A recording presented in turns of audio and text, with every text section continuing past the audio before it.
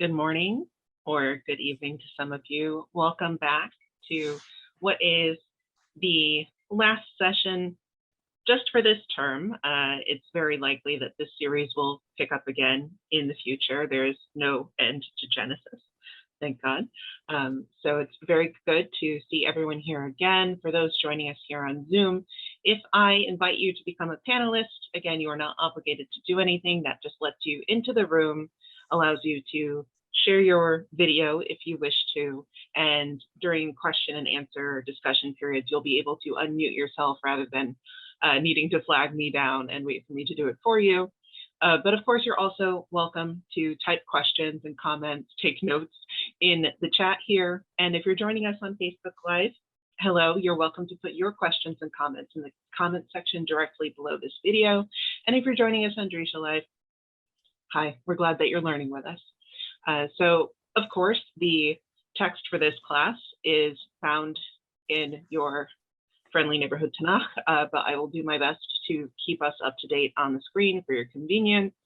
If you prefer to use your own book, you are more than welcome to do so. And without further ado, Rabbi Silber, please. Thank you, Noah. Okay, yes, this is the last of this series. We will hopefully continue after Pesach. So we're in chapter 35, and 34 was the story of Dinah. We remember at the end of chapter 34 that there was a sharp interchange between Yaakov and Shimon and Levi. Yaakov speaks directly to them. He says, "You've either betrayed me or dirtied me, sullied me." And he says specifically that you have put my family in danger. The term for family is bayit. My family, I and my family will be destroyed. So he doesn't actually here, at least, directly say you did the wrong thing. Maybe that's implied. But what he says to them is you've endangered us, the bayit. And they respond either directly to him or about him. Sounds like it's more about him. What should he being presumably Shechem on one hand, and perhaps Yaakov in addition, treat her as a prostitute? And they sort of get the last word in that interchange, or they're mentioned last at least. So, that has, I think, seen as a support for those who claim that the Chumash takes the side of Shimon and Levi. I'm not going to go there again. I don't believe the Chumash takes anybody's side at all. I think no one is, it's not black and white at all. And it's an example, I think, of the question is, what is the alternative? What might the alternative have been, which is the question raised by some of the commentaries. I think the point, though, is that very often in the biblical text, and often in life, we're given two choices, neither of which is necessarily a good choice.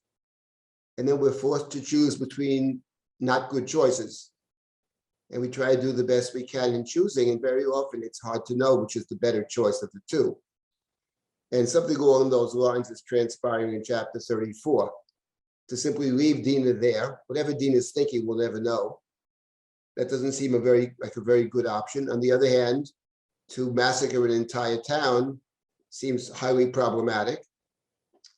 What might have happened? Was there another option over here? That's what the Ramban says. Yaakov thought perhaps they might even kill Shechem and Hamor and rescue Dinah. We don't know if she wants to be rescued, but let's presume she does. In any event, the Chumash leaves it open. And the Chumash, I think, parcels out the blame, if you want to put it that way. No one comes out of chapter 34 looking that good. Anyway, we ended chapter 34 with Yaakov saying that, you've put my family in jeopardy, and the surrounding nations will come to avenge the attack and destroy me and my family. And their response seems to be, we don't care, or we just try to do the right thing, or whatever. And that's how chapter 34 ended. Now, chapter 35 that we started last time, suddenly God speaks to Yaakov in verse number 1, Vayomer Elohim Yaakov, Kum alei Beitel b'Shem Sham, go to Beitel, stay there. We spoke about that. Stay there means prepare yourself there. Don't just go there and do something right away, but go there and wait for a while. And then build a mizbeach, build an altar, to the God who appeared to you when you were running away from your brother Esau. And that recalls for us chapter 28, of course, where Yaakov goes to sleep. He's running away from his brother. He has a dream. He sees the angels ascending and descending on the staircase to heaven. And he makes a neder, he makes a vow. He says, if you protect me, if you care for me, if you give me food to eat and clothing to wear, and return me in peace to my father's house, v'shavti b'shalom beit avi, then you will be my God. That is to say, as we explained it, you will be my God in a personal sense. I'll do something that others cannot do. You'll be my personal God. That is to say, I'll build a family, the members of which are included in my dreams, in my covenantal connection. That's what Yaakov says. So he makes it conditional. If you bring me back, I have to be brought back in security, protected, have to survive. But if you do that, Yaakov has taken a vow. Then Yaakov runs away. Yaakov runs away. And what's interesting is he runs away for two reasons. He runs away because he's fleeing his brother Esau. He runs away because he has to find a wife, an appropriate wife, which allows the covenant to continue through him. And then what's very interesting is Yaakov's return from the house of Lavan that we studied in the past. And what's very not clear, actually, is if Yaakov left to his own devices, would ever leave Lavan, because he leaves Lavan for two reasons. First of all, because after he's manipulated Lavan's flocks, he sees Lavan's face, and it's not with him the same way. And he hears people talking about him, Lavan's sons talking about him, and that worries him. And then we have in chapter 31 a direct command from God, go back home. Shuv Eretz, return, says God in chapter 31. That's the beginning of chapter 31. After he sees Lavan's face, he hears God's voice. And the verse is chapter 31, or first he hears the voice, then God speaks to him. Let's find what that is. He says, verse number 3, chapter 31, verse, Vayomer Hashem el Yaakov, shuv eretz avotecha u'moladetecha v'yeimach. So God actually commands him to go. So it's a combination of two things. I mean, he understands he's in a dangerous situation, but then we have the divine imperative to leave, which leaves open the question, absent the divine imperative, would Yaakov have ever left? Because Yaakov, now feels endangered there, but the truth of the matter is that up to this point, from a certain perspective, he's done very well in the house of love, and he's built his family. He's become wealthy through this manipulation. And it's very unclear in the Chumash whether at that point, at least, Yaakov's ready to leave. God sort of forces his hand. God instructs him to leave, and God promises protection, which God does. Love and chases after him. And if not for God's protection, Yaakov wouldn't make it back. But then he gets back. And when he gets back home, finally, Lavan catches up. There's a discussion, disagreement, treaty. Then he comes back home and he says, in Lavan Gad, I was a stranger in the house of Lavan. So Yaakov is moving away from Lavan. That's a process of moving away from Lavan. And the promise was that if you protect me and give me clothing and food and protect me and bring me back in peace to my father's house, then this rock that I set up as a pillar shall become the house of God. So that's the promise, to come back to Beit El and to build the house, both the place of God's presence on earth, and also the key word being Beit El, bayit. He has promised to build a bayit. And now we see in chapter 35, when 34, he said, you put my bayit in jeopardy. And then in chapter 35, God commands him to go, Kum alei Beit El, and God says, and bring the sacrifice, construct the altar that you promised to do to the God who appeared to you when you were running away from your brother. So now we continue in the next verse, in verse number 2. Vayomer Yaakov el Beito v'yal asher imo. We discussed this last week, but Yaakov speaks to his bayit, and he says, remove the idolatrous objects, remove the idols from your presence, purify yourself, change your garments, and we're going to go up to Beit El, and I will build the altar, to the God who was with me in the time of my troubles, Tzarati, and protected me, was with me, Imadi, was with me on the road that I walked, which is exactly what in Elohim Imadi was Yaakov's neder. So Yaakov is saying that God has been with me, and now God instructs Yaakov to do it. Sounds like Yaakov is hesitant. And God says to Yaakov, go up there, which is a way of saying, I believe, and this is, I think, where we left off last time. It's a way of saying that I have fulfilled my part of the bargain. And part of the bargain was V'shavti b'shalom el beit avi. I will return in peace to my father's house. Now Yaakov is concerned at the end of chapter 34 that he has not returned in peace to his father's house because he thinks that the neighboring peoples will actually destroy him. That's his concern. And what God is saying, in effect, is the same God that's protected you till now continues to protect you. So Yaakov, so you can fulfill your vow. And since you can fulfill your vow, you must fulfill your vow. Because I've done my part of the bargain. I continue to protect you. It's safe to go. That's what God in effect is saying. So then Yaakov has instructed them to remove the idols, and they remove the idols and also the things perhaps used in idolatry, the jewelry, etc. We saw that elsewhere. And the verse is, last verse we did, and it says, Vayitmon otam Yaakov, in verse number 4, Jacob buried these idolatrous objects, the idols and idolatrous objects, tachat ha'elah asher im Shechem, under the tree in Shechem. So the question is where these idols came from, and where the idolatrous objects came from, the rings, etc.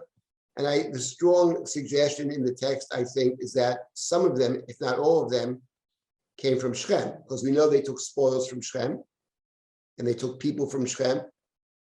And those people, it would appear, are still with Jacob, right? Because it says earlier in verse number 2 that Jacob spoke to his Beito, V'yokol asher imo, and those that were with him. Presumably those that are with him are the ones the family picks up in Shechem. But the question is, these idols, right? He spoke to his house and those that were with him. So the fact of the matter is that they, sounds like both of them have idols. That were with them have idols, understand, they're Shechemites. But that his own house has idols and idolatrous objects. Presumably, they took them from Shechem. Maybe they took them also from Laban, as Rachel did. But the story adjoins the story of Shechem. So Jacob here is going to bury. Yes, later on it does say in the Chumash, in the book of Devarim, you should burn them. But over here, they bury them. And they bury them in Shechem, as if to say, that which came from Shechem stays in Shechem. That's what Jacob is saying. And now we continue our story. And the next verse is an interesting one. Vayisal, they journeyed. Vayihi chitat Elohim al ha'arim asher tzvivotehem v'lo rodfu acharei b'nei Yaakov. It says chitat Elohim. Chita, michita in biblical Hebrew means fear. In fact, it appeared earlier in Genesis, after Noah emerges from the ark, and God said to Noah, who had brings the sacrifice, God says to Noah, "Umorachem b'chitchem yiyeh." Your fear, dread and fear shall be upon the animals of the world. You now are different. It's a different situation than it was before the flood. Before the flood, it seems like the animals and the humans dwell sort of in, if not camaraderie, certainly a mutual. There's no sense that, animals are vegetarian, so they're not eating the animals either. But afterwards, after the flood, after Noah runs the world, the Torah speaks of dread and fear. The dread of the human shall be upon the animals. Morachem b'chitchem. So over here it says that basically Jacob was concerned that the surrounding peoples will destroy him. And here Jacob journeys. It says, V'lo rodfu. They did not pursue the sons of Jacob. So from this, don't remember where I read. Some people conclude from this that Jacob was wrong, that Jacob's fears were unfounded. Here, after all, they are traveling, and it's perfectly safe to travel. I conclude precisely the opposite, that the Torah goes out of its way to say that the fear of God was upon them and they didn't pursue Jacob, which strikes me as fundamentally, they might have pursued Jacob's sons in avenging what happened in Shechem, or fearing that it might happen to them as well, which is a separate possibility, but that the fear of God was placed upon them, chitat Elohim, and they didn't chase after the sons of Jacob. And now the question is how the Chumash presents God's interest in protecting Jacob's family. And what strikes me is that when you read these verses, what strikes me is that God's concern over here seems to be, sort of the narrow concern of God over here, is that Jacob be allowed to fulfill the vow which he took. He took a vow to come back to Beit El, and God is going to ensure that possibility, that Jacob can come back to this place where his, in a sense, his spiritual career began, which is Beit El, having run away from leaving the family. And that chitat Elohim is what allows Jacob to go to Beit El. So it strikes me that there's a divine intervention over here, because Jacob, in fact, is in trouble. His fear over here was not some kind of paranoia. His fear is justified because the brothers did act in a way which would seem threatening to the neighbors, and perhaps also an unjustified way. And so the Torah says that God imposes God's fear upon the neighbors. They didn't pursue Jacob's sons, which sounds like that all things being equal, they would have pursued Jacob's sons, and Jacob's fears were well-founded, precisely well-founded. Does that mean that they did the wrong thing? Well, it certainly suggests that from Jacob's standpoint, from a pragmatic standpoint, they did the wrong thing. And later in the Chumash, he makes it clear that he thinks they did the wrong thing, not just from a pragmatic standpoint, but they did the wrong thing from a moral standpoint. And I don't believe that over here we should read this verse as necessarily saying, just from a practical standpoint, you've endangered me. I think that Jacob is troubled by what they did. And the evidence for that, I think, in the Chumash, leaving Jacob out of it, is that the same Shimon and Levi who massacred the town of Shechem are the same two brothers who are the ringleaders in the plot to kill their own brother, Joseph. So when it comes to, Shimon and Levi, when it comes to Achei Dinah, their sister, as it were, their sister, which is Leah's Dinah bat Leah, they take vengeance and they take it to an extreme. And when it comes to a brother who's from a different mother, Rachel's son, they're quite willing to shed his blood. They're the ones who intend to and would have killed their brother, thrown him in a pit without water, or even before they kill him straight off. So I think the Chumash in general presents them as people who have a problematic side and are prone to violence. And the two stories, I think, are not to be disconnected from each other. In one case, they kill too easily, and in the other case, they kill too many. In any event, God has intervened over here so that Yaakov can build his altar. I'll read a few more verses and then I'll stop and take comments and questions. We're up to verse number 6. Pasuk Vav, Vayavo Yaakov Luza, Asher Be'eretz Canaan Hi Beit El.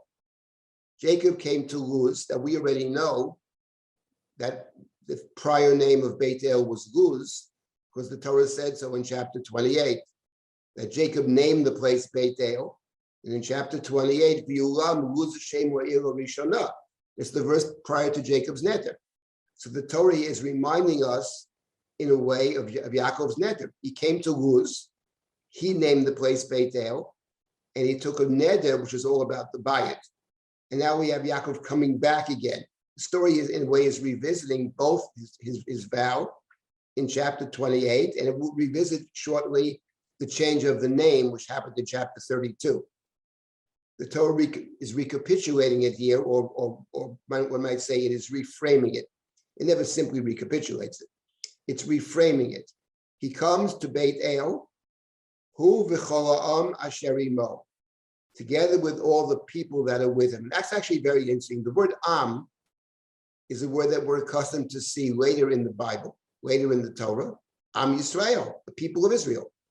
It's interesting that over here, earlier it it's described the people with Jacob as his bayit and the people that are with him. The point over here is that here suddenly there's just one group, which is called Amo, or the Ha'am Asher Imo. It emphasizes Am Asher Imo. And that includes everybody. It includes his sons, includes his family, and it includes presumably the people they took from Shechem. They are an Am. And Jacob now, Vayiven Sham Mizbeach, he builds the altar that he promised to build.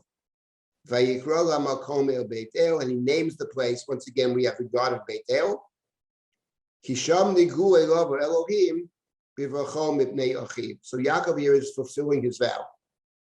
And what's interesting is that, of course, the story here, it's not just going to fulfill the vow, but God, this seems like a great spiritual moment.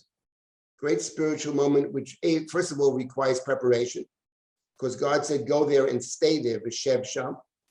It requires purification. Purify yourselves, Itaru v'chalifu simlotechem, change your garments, which presume is not just about changing garments. And on one level, it's about that. On the other hand, it's thinking about yourself differently. You're moving to a different place. It very much reminds us of the way the Torah describes coming to Mount Sinai in chapter 19 of the next book of Exodus, of Sefer Shemot. It's not just another stop along the way. The Torah describes all kinds of preparations for this experience of receiving the Torah, which is not just about getting laws, but it's an experience of standing in God's presence. And over here, and of course in the book of Shemot, coming to Mount Sinai is part of becoming a people. Book of Shemot is about Israel becoming a nation. And over here, we have also Jacob becoming, one might say, family, which is the building block of the nation. And what's interesting over here is that these people that Jacob picked up, or the family picks up from Shechem, it would appear are actually part of this idea of receiving the Torah. Receiving the Torah is, and this is how the Talmud understands it. Receiving the Torah was, we might say, in the language of the Gemara, part of becoming Jewish. The Talmud sees the standing at Sinai as part of a conversion process, which begins in Egypt. It sees the cleaning the garments as ritual bathing. The circumcision for the men was in Egypt prior to the Paschal sacrifice, the Korban Pesach. The receiving of the Torah was the acceptance of the mitzvot. The person who wants to join the Jewish people, anybody can join, but it's a covenantal community, and part of the covenantal community is commandments. So over here, it sounds like, and that's open with everybody. The Torah emphasizes over and over and over again about the stranger. It's very unclear in the Bible whether the stranger is so-called Jewish or not. But in any event, over here, I think the emphasis on the Am Asher Imo is very striking. And in that spirit, let's look at the next verse, after which I'll stop and take comments and questions, because the next verse is very striking. Verse number 9 is Vatamat, verse number 8, I'm sorry. Vatamat Dvorah Meineket Rivka. Vatikaver mitachat leveit el tachat alon. Vayikra shemo alon bachut. This is a very curious verse. We are told that Devorah, Rivka's nurse, Meineket Rivka. We remember that in chapter 24, when the servant of Abraham was negotiating with the family to allow Rivka to leave her home and to travel to the land of Canaan to meet up with her prospective husband, the Yitzchak. So at first the family agrees, then the family says, no, it's premature, let's wait a while. And the servant in chapter 24 says, do not delay me. God has sped me on my way, do not delay me. Hashem hitzliach darki. That's what the servant says, Hashem hitzliach darki. And so that's it. Send her right away. So the family says, you know what? Let's ask this young girl what she wants to do. They say to Rivka, do you want to go? It ends up to be her decision. Vatomer elech. And she says, I will go. That's chapter 24, where Rivka agrees to go, which is very striking because that's what Avram said. If the woman doesn't want to go, she's not the right person. At the end of the day, it's Rivka who decides to go. Vatomer elech. This is long chapter 24, the very end. That's verse number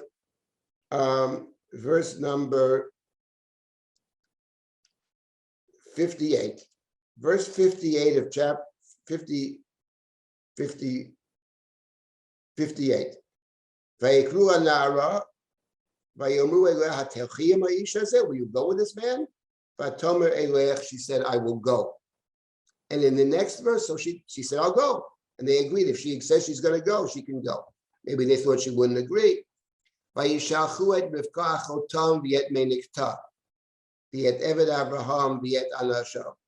So they sent off their sister Rebecca and her nurse, along with Abraham's servant and his entourage. So there the Chumash mentioned Meineket Rivka. Apparently she was very young. The Midrashim speak her as being 3 years old. She's very young, and she has a nurse, a Meineket. Whether nurse means literally to nurse her or like a caretaker, I don't know. But Meinikta. So this Meineket Rivka, whose name is not mentioned, they don't mention the name. But over here, in verse number 8 of our chapter 35, Vatama Devora Meineket Rivka, that Devora, the nursemaid of Rivka, died, and she was buried in Beit El. She's buried Tachat Alon, under the tree, which they called Alon Bachut, the tree of weeping. So in other words, it's parallel and contrasted with a few verses earlier in verse number 4, when Jacob takes the idols and the idolatrous objects, things used in idolatry, and Vayitmonotam, and he buries them, Tachat Ha'elah Asher Im Shechem. He buries them under when the objects you say to bury, but because Vayitmon is a different sense than Likbar. Tamun is something that is hidden. So the point of the idols is you shouldn't see them. It should be out of your grasp, out of your sight, out of your reach. So the Torah uses the word taman.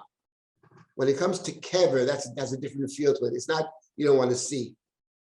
It's that someone is not in this world. So the person is put in the ground. You might want to visit the grave as often as possible. So it's very different. But the parallel is in each case there's a tree. But in the first instance, the idols end up in Shechem. But in the second instance, the idols end up in Beit El. And the question is, why does the Torah mention the death of Devorah, Rivka's nurse? And to make the question a stronger question, it's a question in and of itself is a good question. But the stronger question is that the Torah actually never explicitly told us till now. It never says. And Rivka died and was buried. Never says it. Now we know she died because later in the Chumash, when Yaakov says, bury me, take me my body back to the land of Canaan and bury me in the grave where Abraham is buried and his wife Sarah, where Isaac is buried and his wife Rivka. There I buried Leah. So we know Rivka is dead because she's buried there, and it says she's buried together with Yitzchak. But what's interesting is the Torah did not record her death. The Torah never says Vatomat Rivka. So Rebecca never says she died, but a nursemaid, it says she dies. So what is this? That is peculiar to say the least. To record the death of her nursemaid, but not to recall her own death. So it raises the obvious question. Rabbi? Just 1 second. It raises the obvious question. Why is the death of Devorah, Meineket Rivka here, and why is it significant? Okay, yes, someone wanted to speak up. I think the nursemaid is the last of the family of the family that they're leaving. It's like the last. The idols are buried, and now the person who is the one last tie to Lavan's family is gone, and she also is being buried, and they're going to move on and never touch that culture again. That's We're right. So I never think there are gonna two, deal with right. it. I think there are two ways to look at it. And I think they're both very good. One suggestion is yours, which is exactly as you say, that the story of Yaakov, if you think about it, is about Yaakov establishing his own identity. Hmm. And in order to establish his own identity, there are acts of separation. The main challenge he has is to separate from his uncle, father-in-law Lavan. He's a challenge because Lavan is a shady character. He's a manipulator. But Jacob certainly has the potential to be similar to Lavan. He has that in him. He certainly has the potential. There's a Lavan in Yaakov, obviously. And what Yaakov has to do is to separate himself from that piece of himself, which he encounters in Lavan. So, and then he meets Esav, and he also has to separate from Esav in a way that is right, which is, on one hand, he has to make amends to Esav. On the other hand, he has to make it clear that he and Esav they're different. They're completely, radically different people, different set of values. And Yaakov must separate from Esav. It's not a question. On the other hand, he wants to separate on fairly good terms, and to Esav to accept his request for forgiveness, which he does. So what is left over here? So now he comes to Beit El. This is his vow. This is his promise. And yeah, I think that what Zell is saying is that this is the last link to Lavan. Because why did they send the Meineket together with, this is the question, why did they send Meineket? What does the Torah say? They sent Rivka and they sent her Meineket with her. Yeah. And I think what Zell is suggesting is that we know the family didn't want to send her in the first place, because they said to the servant, why don't you wait a little while, wait a week, wait 10 days, and the servant understands wait a while means you'll never get out. They're trying to stall it. They don't want to let her go. So he says, no, you have to let her go. Okay, we'll ask her what she wants. This little kid who was a nursemaid. And maybe they're thinking she'll say, wait a while till I grow up or whatever. She says one word, Elech. But the family still wants to retain some kind of connection to her. So the Meineket Rivka is the one the family sends along from the family to actually keep the family connection. But at this point, what Jacob is doing is severing those ties, which he already began severing earlier, especially with Lavan, who's the prime problem for Yaakov. So Zella says, and therefore the death of Rivka, of Meineket Rivka, can be seen as an important step in Jacob assuming his own identity, his own nation. The Torah speaks about the Am Asher Imo, which is very striking. He's the progenitor of the Am. So the focus over here is that the separation from Jacob's past and the establishing of his own identity. That's one possibility. Yes, thank you for that. That's one of the two possibilities I wanted to suggest. So thank you for preceding me with that. And the other possibility is exactly the other side of it. I'm not sure that they contradict, but the other side of it is that Devorah Meineket Rivka is actually not, she's a caretaker. She was sent by the family. But the point I hear in the Chumash, I think, is that in this event of coming to the sacred place, to Beit El, what the Chumash, I think, is interested in suggesting here, and it foreshadows something that appears in the future, is that from the Torah standpoint, it's not a closed club. The Torah does not believe that you're a member of the tribe or you're not a member of the tribe. The rabbinic tradition picked up on this, even though it's true that in Jewish history, the Jews have not done proselytizing for any number of reasons, many good reasons for it. One of them was that if they did it, they'd be killed. That's a good reason. But the fact of the matter is that the Torah certainly is open to others joining. And even if they don't join, even if they live amongst you in an amicable way, we have all kinds of responsibilities. So over here, perhaps, the mention of Devorah Meineket Rivka is not to separate as a demonstration of separation from Lavan and from the past, but rather an act of inclusion. That here, when he comes to this place, he spoke of his bayit, but the bayit, earlier the Torah said his bayit and those that are with him. But the bayit and those that are with him together are lumped under one term, which is ha'am asher imo, being part of the am. And then the Torah says, and you know what? The righteous stranger, or the person who wishes to join or has joined you, is also part of your community. And that's evidenced by the fact that the Chumash emphasizes where she's buried. She's not buried in Shechem. She's buried in Beit El, parallel to Shechem, but opposite of Shechem. And not only that, the tree is called Alon Bachut, the tree of weeping. In other words, it's a tree of weeping. We are crying about the death of this woman, who would appear from this verse. We don't know what motivated Rivka, what drove Rivka to decide at a very young age to cast her lot with the saintly Isaac. After all, she is brought up in the house of Laban. We know that Rachel, her counterpart, is connected to Laban. She takes Laban's idols with her. She has her reasons to do it. But Rivka, for whatever reason, is separated from Laban very early on. When the servant first comes to Rebekah, she rushes and speaks to her mother's house, it says, not to Laban, not to her father's house, to the mother's house. So the Chumash were left to wonder what influences might there have been upon Rivka. Chumash never tells us, but through the prism of this verse, that Devarim Meneket Rivka, who dies, is included in Beit El. And not only that we all are sitting shiva for her, as it were.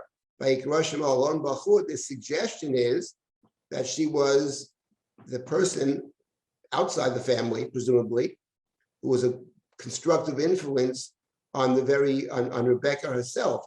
And one might even go so far as to suggest, possibly, that the mention of the death of Devarim Meneket Rivka is actually a kind of oblique reference to the death of Rivka herself. The Torah doesn't explicitly ever tell us Rebekah died. We know she dies from later, but never records the event. But over here, Devarim Meneket Rivka and Rivka perhaps are even tied together in some way. One might even see Devarim Meneket Rivka as a kind of teacher, as one of her guides in life. So here we have an interesting verse, obviously problematic verse in the sense that what's it doing here? But here we have two different and perfectly reasonable explanations of the verse, and maybe they don't even contradict. Maybe on one hand, what she represents, because the family sends her. From the family standpoint, she sees the connection to the family, to Lavan and Lavan's house. But from a different standpoint, not from the family standpoint, but from our standpoint, from Rebekah's standpoint, from the covenantal standpoint, she was one of those instrumental in bringing Rivka forward, who, after all, is the one who recognizes that Jacob is in fact the covenantal son. One couldn't question her manipulation, but one can never question the inside of Rivka. She knows exactly how the covenant is to proceed. And let me stop here and take comments and questions, either in the chat or speak up. Shot.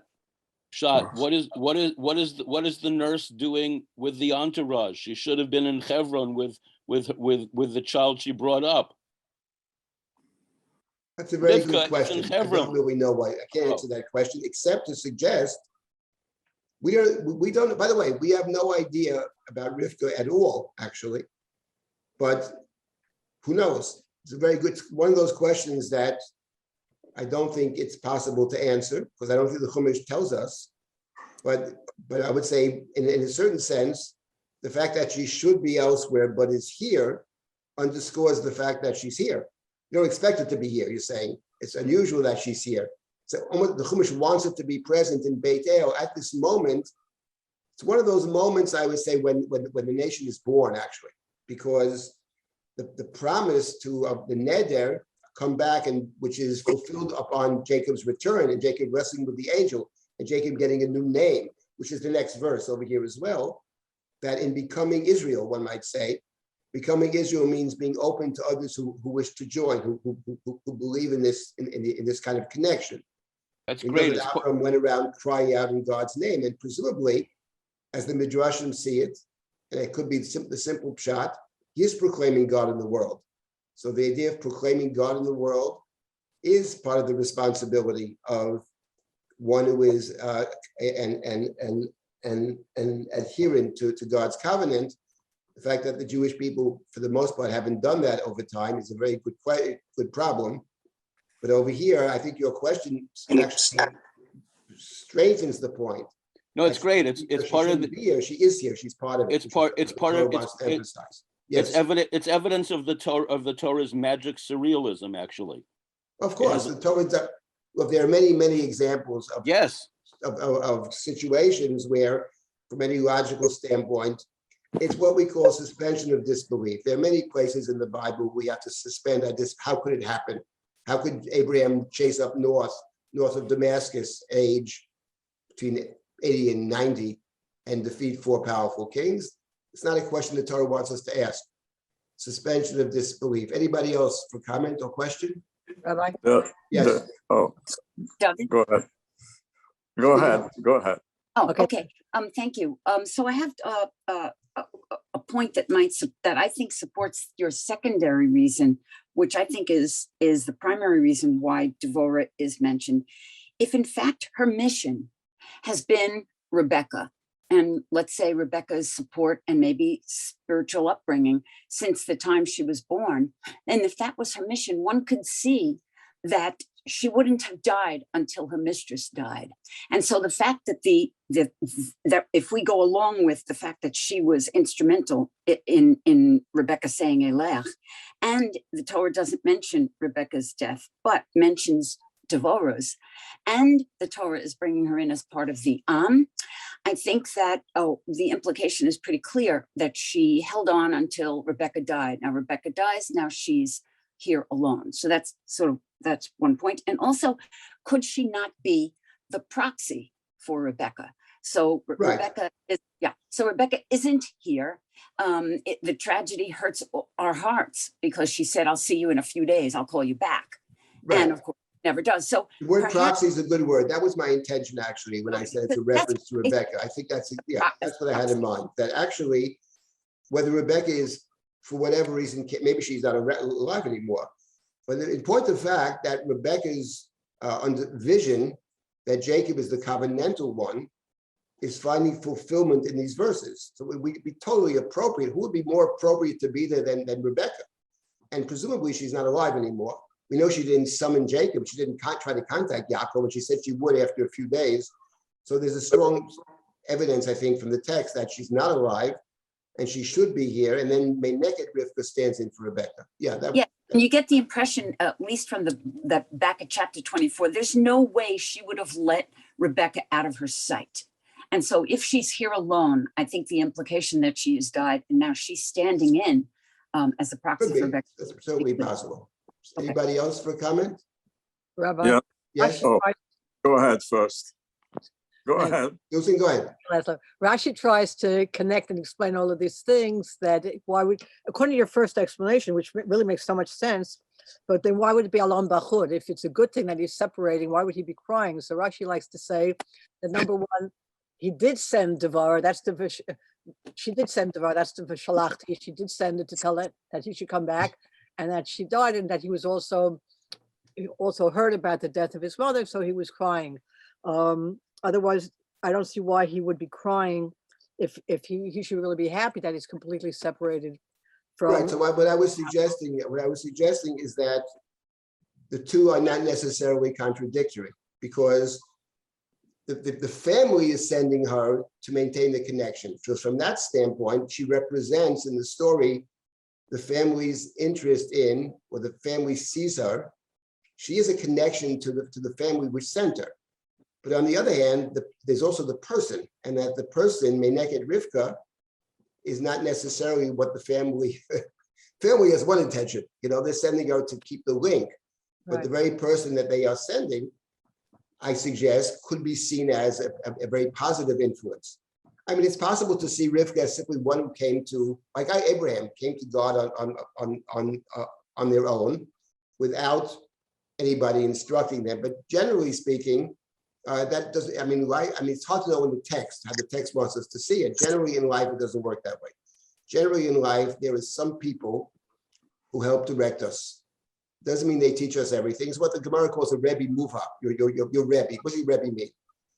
It's not some of whom you learn most of your wisdom. What do you mean most of your wisdom? Most of our wisdom, all of us learn from our own study, our own experience. But it means that someone who gave you a path, someone who gave you a derech, someone who gave you a way of thinking, someone who gave you a certain vision that you can aspire to. Then everybody's on their own. So I mean, that's how it generally works. So therefore, from that perspective, I think that you can see Meinek Devore both in both senses, both as one who is seen by the family, who's a connection in that sense from their perspective. But from the other hand, there is the person who perhaps is seen as a good person, and therefore we cry for her. So you're right that Rashi tries to explain based on the idea that she's the link to the other ones, why they cry, etc. That's well said. But I personally don't think you have to go there. I think one can accept both interpretations. Someone else, Lazo, what do you want to say? I want to comment on what you said about the appearance of the word Am. It seems that Yaakov himself is aware of the fact that a change has occurred in the way in which he addresses his own people. He doesn't command them, he doesn't tell them what to do, but it's a cooperative effort. And I don't remember the posuk right now, but if you look at the posuk, the way it's phrased, it's let us do this as if we are doing it together. He's a new leader. Right. You could also, by the way, your point, one could, I think, take your point and expand it and say that in terms of the previous chapter, Yaakov waits till his sons come back from the field. He doesn't say anything.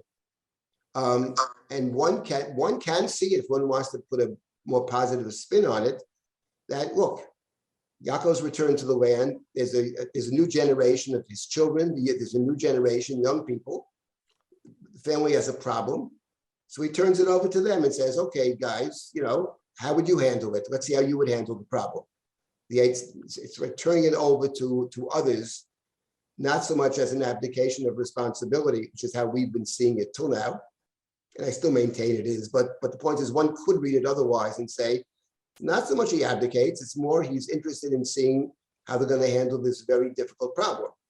And a problem that they feels they're deeply connected to, because it is, after all, Dinah bat Leah. Let's see how these siblings handle it.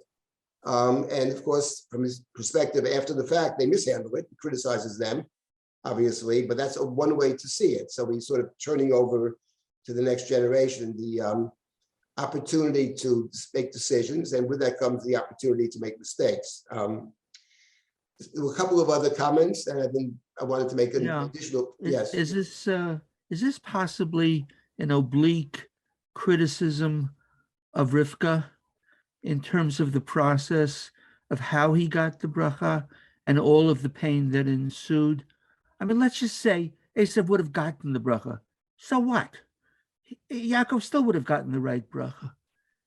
Well, that's a question. If that takes us back to chapter 26 and 27, 28. I mean, the way I presented it is that Yitzchak doesn't actually understand the very blessing that he has. It's not two separate blessings. He has one blessing, as he says to Esav, they only have one blessing. And it's only through Rivka's intervention that Yitzchak comes to understand that the blessing which he really has is inappropriate for Esav. I mean, at the end of the day, I'll put it to this way. Yaakov thinks when he comes back home that Esav plans to kill him. He thinks Esav's going to kill him. He's certainly afraid of that. Because he says to himself, look, I took from him this blessing which is of infinite value, the covenantal blessing, the connection to God. So he tries several different ways to appease Esav, sends him gifts, he prays, he divides his people in half. At the end of the day, the plain reading of the Chumash is that fundamentally Esav doesn't actually care. Esav does not bother by it at all. He's very magnanimous. He forgives him. He says, I'll even help you along. You can travel with me. I'll take care of you. You don't want to come with me? I'll leave you some people who can help you, etc. Yaakov doesn't want that. But I think one way to understand it is then it could be that from Yaakov's standpoint, the blessing that he took has infinite value. But from Esav's standpoint, the blessing which he took has no value. It's worth about one bowl of soup. Because what is the blessing? The blessing, the covenantal blessing, is about Gerut Abdut and Inui. It's about suffering and enslavement. And you don't even see the results of the blessing, only the fourth generation. So it's a blessing that Esav actually has zero interest in, objectively speaking. And it's a blessing that's completely inappropriate for Esav. So therefore, I wouldn't put it that way. I think that Rivka's not wrong about, it's true what you're saying, that it sets into motion a process of a very difficult process of exile, of suffering, punishment on one end, but it's also a covenantal opportunity. So that's, I think once again, the Chumash is complicated. Maybe she may have gone about it the wrong way, but her insight, when I say her instincts are 100% correct. On the other hand, she is Lavan's sister, as the Chumash emphasizes. So she's going to be manipulative. That's how she does business. But her insight is not incorrect. I wanted to add one detail. Was anybody else? Someone else had a comment, and then I'll want to add something over here. Was there somebody else? No, is there someone in the chat or something? Mr. Jacob's oath. Rappaport, you have your hand up? Yeah, Jacob's oath is a condition that if you return me to my father's house, then you will be my God. And Meneket Rivka is the last survivor of his father's house. So the fact that he meets up with her and then she dies means that the oath has been fulfilled. So now it's incumbent on him to make his God, make God his God. What do you mean he's the last survivor of his father's house? What does that mean? Well, Yitzhak is dead. Yitzchak's not dead. Yitzchak is very alive. He's going to meet him in about 10 verses. He meets him at the end of chapter 35. Let's find that verse, since you raised it. Make a mistake. How about verse number 27 of chapter 35? Vayavo Yaakov Yitzchak Aviv Mamre Kiryat Arba. He goes, he visits him there. He dies afterwards. He dies in the next couple of verses. No. B'shavti b'shalom abeit avi is exactly what happens. He does meet Yitzchak. Yitzchak lives for quite a while, by the way. His death is recorded afterwards. Doesn't mean he dies then. That's a different conversation, not for now, in the future. That's true in all of Genesis. The deaths are recorded way before they die. That's a very, very interesting fact of the book of Genesis, and we can discuss the implications of that at some other point. But he doesn't die right away. He dies later on. Yitzchak. In any event, I wanted to point out one other thing about chapter 30, about Yaakov going to Beit El. And Yaakov came back to Shechem. The story of Shechem is chapter 34. Then you have Beit El in chapter 35. And then the end of chapter 35, in the verse I just cited, says, Vayavo Yaakov in verse 27, he goes to see his father, who is, as was mentioned earlier, in Hebron.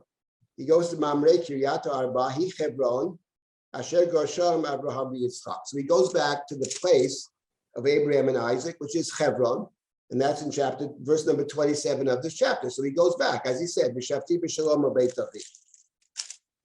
So that pattern of Shechem, Beit El, and Hebron, that's the journey that Yaakov takes. What's interesting is that Abraham took a similar journey, right? Abraham enters the land in chapter 12, and where does he first go? First place he goes in chapter 12, verses 6, 7. God appeared to Abraham in Elon Moreh, which is Shechem. That's chapter 12. He comes to Shechem. That's the first place he goes.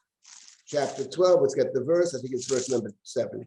Let me just double check that. Chapter 12, verse number 6. Vayavar Avram ba'aretz ad mekom Shechem ad Elon Moreh. Haknani oz ba'aretz vayira Hashem el Avram. So the first place he enters the land is Shechem. Same as Jacob upon his return. Then he's traveling, keeps on traveling. In verse number 7, verse number 8.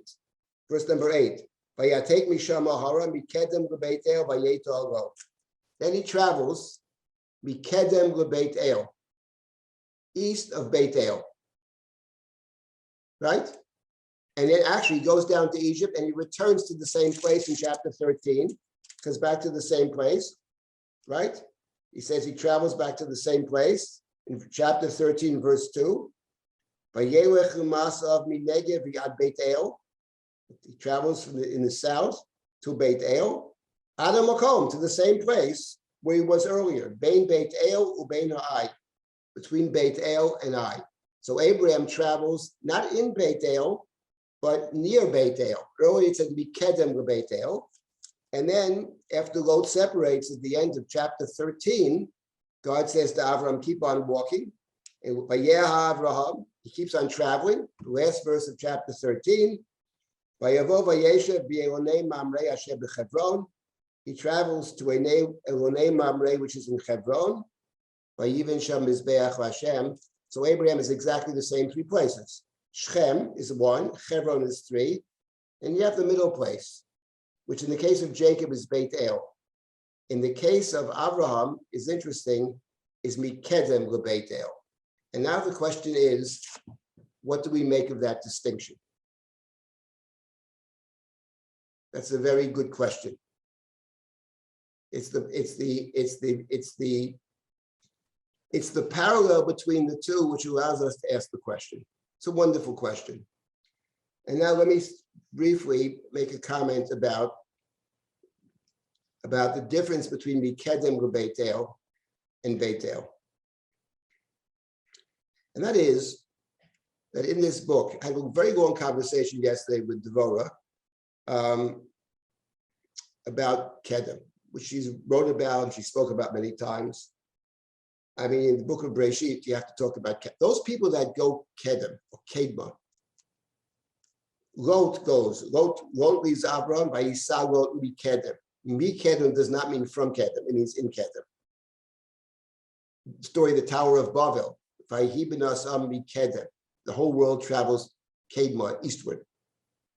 Yishmael is thrown out.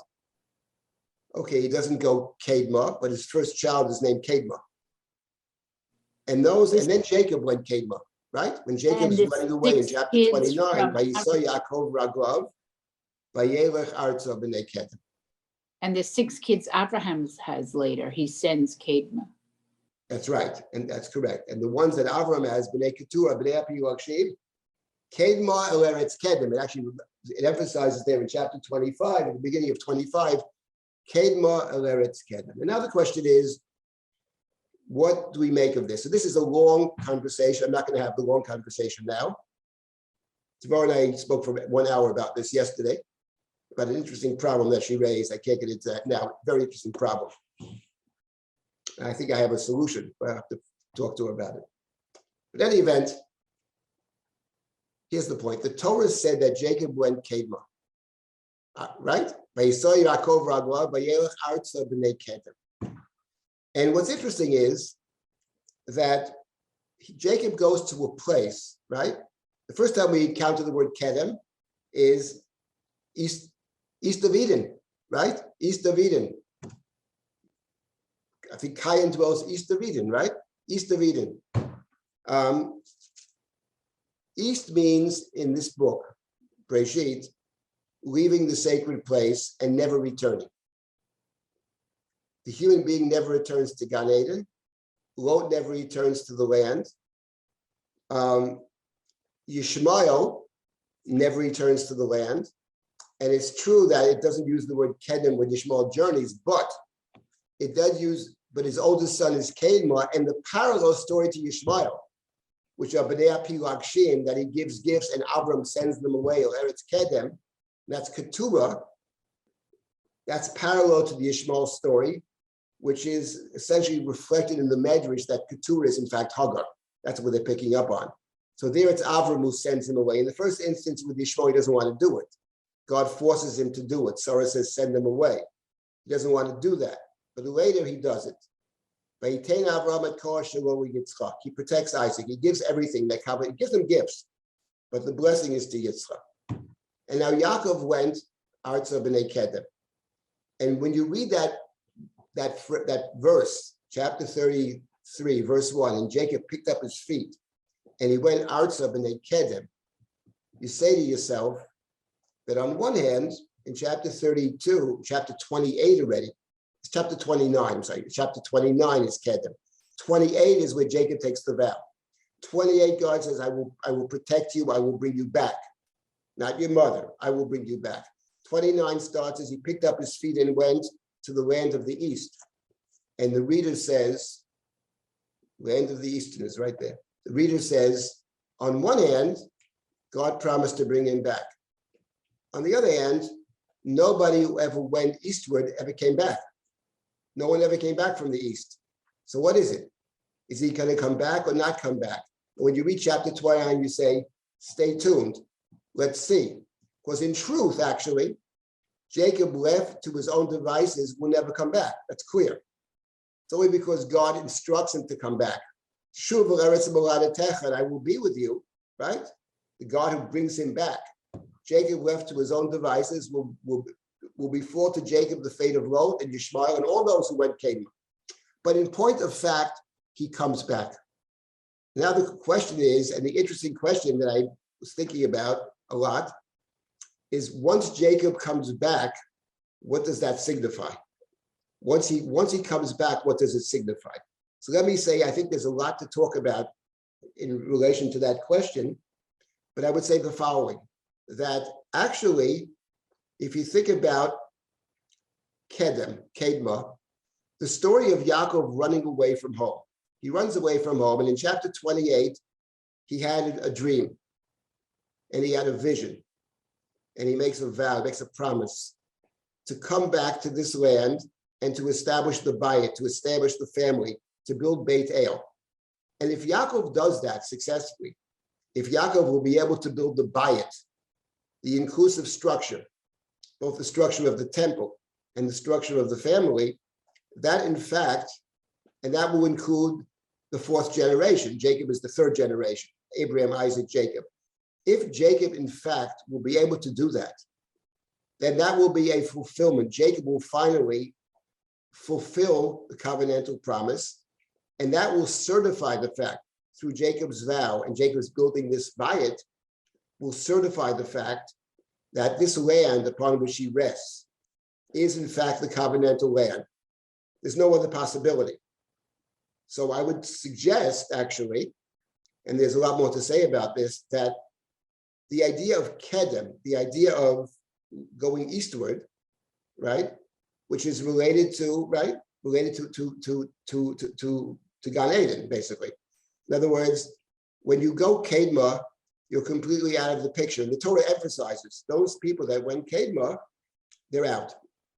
But once Jacob actually, in these verses, establishes the covenant, establishes Beit El, establishes the bayit, then the term Kedma, after Jacob, nobody goes Kedma anymore. Because you can't actually go Kedma anymore, because Kedma is there as a sign that someone has left the land. In other words, when Lot goes Kedma, there's always the possibility that Lot, in fact, that the covenant could be fulfilled through Lot. Yishmael is sent out. If he goes Kedma, it leaves open the possibility that someday he might be able to return. But once Jacob establishes Beit El, which is not established to Jacob, it's through Yaakov. Yaakov establishes the bayit. Once that's established, the word Kedma never appears because it's irrelevant, because the place is now secure. There is only one place. There's no alternate place. And I was thinking about that in terms of Beit El over here in chapter 35 and chapter 28 and Abraham's journey. Because Abraham it's interesting that Abraham, who has the same journey, Shechem, Beit El, and Hebron, but with the Avraham, it's not actually Beit El. Because Avram does not succeed in the bayit. That's not his mission in life. His mission is to choose someone who will succeed him. But the covenant is over 3 generations and 4 generations. Abraham begins it. Abraham allows it to continue. Abraham passes it on to Yitzchak, but he doesn't build the bayit. So he doesn't go to Beit El. He goes, interestingly, to be Kedem with Beit El. There you have the Kedem. It's not yet, as long as it's not finally and totally secure, there's always the possibility that other possibility exists. But once you have the bayit, which is over here, and from this point on, There is no kedem. Now, there's more to say about this. It's very interesting problem. And hopefully in the future, we'll deal with this after Pesach when we pick up with the next chapter. The next chapter is the story of Esau's genealogies. So it's a whole chapter about Esau's family. It's one that many people skip. We're not going to skip it, but there's some very interesting things in chapter 36. In any event, okay, we have 10 minutes left. Does anybody have a comment at this point? Otherwise, we'll continue with the next couple of verses. Oh yeah, so I'll just continue now. And I'll take a couple of minutes. Let me ask you something, excuse me. Yes. Then why do we have the phrase Gan Eden Mikedem? There it's talking about time, it's not talking about place, correct? No, it's not time. Mikedem is in the east. No. God put the human being in Gan Eden Mikedem, right? So it's there place. it has, but there it has. a Kedem can be positive place or time. connotation. Kedem, right? Kedem can be time. Right, But in that verse, it's actually place, and it's I think it's a place in general. I think in the Torah, we talk of God as Elohei Kedem. It could be. That's a good. I mean, I will deal with that question after Pesach because. but there it has a obviously positive it's related to connotation. Gan Eden. But there it I has a think there it's also positive place. connotation. What? But there it has a positive connotation. Right. It's positive before you get banished. Gan Eden becomes. The question is, what is Gan Eden after the banishment? Is Gan Eden after the banishment simply a place you might even want to go back there, or maybe you can't go back there? It's maybe a wonderful place, but it's not negative. It's a place you can't go back. It's guarded by the flaming sword, by the kruvim. Proven. Right. It's simply inappropriate, or does it take on some kind of negative cast? It's inappropriate, certainly, because once you have knowledge, you can't live in Gan Eden. Gan Eden is not a place for people who have partaken of the tree of knowledge, because the tree of knowledge means you can make all kinds of choices. And in Gan Eden, there were very few choices. So therefore, Gan Eden is the place that's simply irrelevant. The search in the Torah is for the alternative to Gan Eden, for the people who have knowledge and can make choices. And the alternative to Gan Eden in the Chumash, the true alternative, is the land of Canaan and the place of the Mikdash, the place of the Mishkan. Those are the alternatives. However, there is a verse that does suggest earlier in Breshit that Gan Eden becomes even a negative. And that's when Lot looks up. Lot is leaving, separating from Abraham. Lot looks up and he sees the Sodom. Kula Mashkeh was very fertile, right? Before God destroyed Sodom and Amorah, Kigan Hashem ki Eretz Mitzrayim Boach HaTzoar. It compares Sodom to Egypt, and we know there are all kinds of parallels to Mitzrayim, but it also compares it to Gan Hashem. Gan Hashem there's only one Gan in this book. It's Gan Eden. So Gan Eden is compared in that verse both to Egypt and also to Sodom. You're in bad company if you're compared to those two. So the question is, what is that about?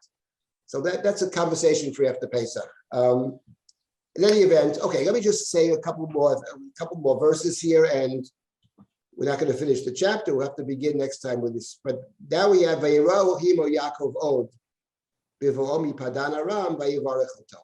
Now God appeared to Jacob again when he came back from this is parallel to this wrestling of the angel story, when the angel blessed Jacob. But over here, it's God directly who is blessing Jacob. And God said to Jacob, Vayomar Elohim Shimcha Yaakov. Your name is Jacob, Yaakov. Lo Yikarei Shimcha Od Yaakov. No longer shall your name be Jacob. Maybe we should say, no longer shall your name be only Jacob. Ki Yisrael Yeshmecha, but rather your name shall be Israel. And then the Torah says, Vayikra et Shemo Yisrael, and God called him Israel. So God is named Israel. God is naming him now. In light of the verses over here, we can see the earliest story of this messenger from God, this angelic human messenger, as kind of forecasting the future, telling Yaakov what in fact will be, but not actually naming him himself or itself, whatever it is. And over here, God is actually naming Jacob. Names Jacob Israel. Vayikra Shemo Yisrael. Vayom lo Elohim. Ani El Shaddai Prei Urevei. Goyu kahal goyim yemimeka, umlachim mechalatzecha yetzeu, v'et haaretz asher natati liAvraham uLiYitzchak l'cha etnena, u'lezarcha acharecha atein et haaretz. Here we have God's promise. So first of all, the God who appears here to Yaakov and makes this promise, the name of God is El Shaddai. That's a very interesting fact, that here the Torah calls this God Shaddai, Shin Daled Yud. What Shaddai means is a great dispute among many. My own personal feeling is that the word Shaddaiim are actually breasts, and I think that it's the God of fertility. It's the God who actually gives you blessings, sustains you. That's what I think. God of fertility. As the verse continues, Am Shaddai, pray urevei, be fruitful and multiply. A nation and a company of nations will descend from you. And yes, mulachim mechalatzecha yetzeu, and kings shall issue from you. Right? And then the next verse is, and the land which I promised to Abraham and Yitzchak, I will give to you and to your descendants after you. So here we have, yes, it's an interesting point about this image of the nurse, one might say. Meneket Rivka died earlier, and now God is presenting God as a kind of nurse, as it were. Very good point there, Noah. Thank you for that. An interesting point. And actually, there's more to say about that, but leave that for now. But it's a very good point. Thank you. So the question is very simply the following question, which we can, it's always good to stop with a question. And I will stop with a question. What does this blessing mean? What does it mean, be fruitful and multiply?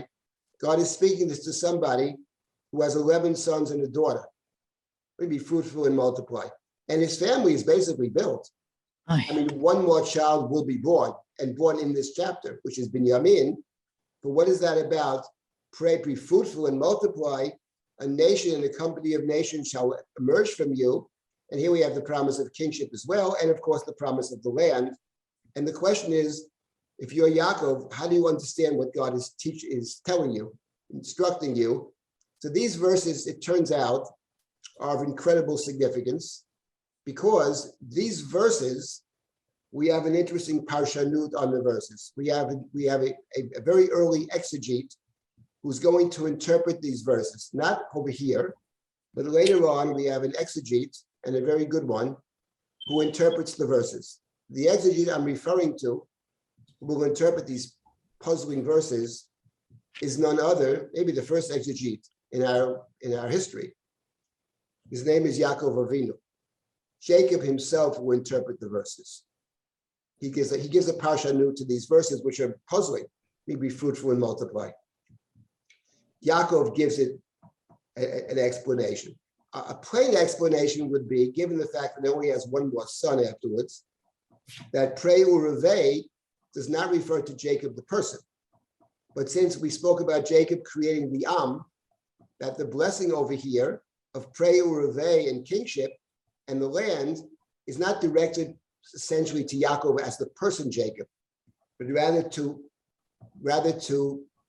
Israel, not the person Israel, but the people of Israel. That is certainly a possibility, and I think it's the most plausible one until we come to Yaakov's own interpretation later. Here's a different pshat, and we'll get to this hopefully later on. So the plan is, stop now, and I'll turn it over to Noah. The plan is that after Pesach, either the day after Pesach or what, because Pesach ends, I think, on a Shabbos. I'm going to be in Israel then. I'll be zooming from Israel, hopefully. But either Motzei Yontiv or the following week, we will continue and we'll pick up right from here. And the focus will be Jacob and Joseph. That'll be the focus. But it's all intertwined. Of course, we'll have to start with the story over here, the death of Rachel, etc.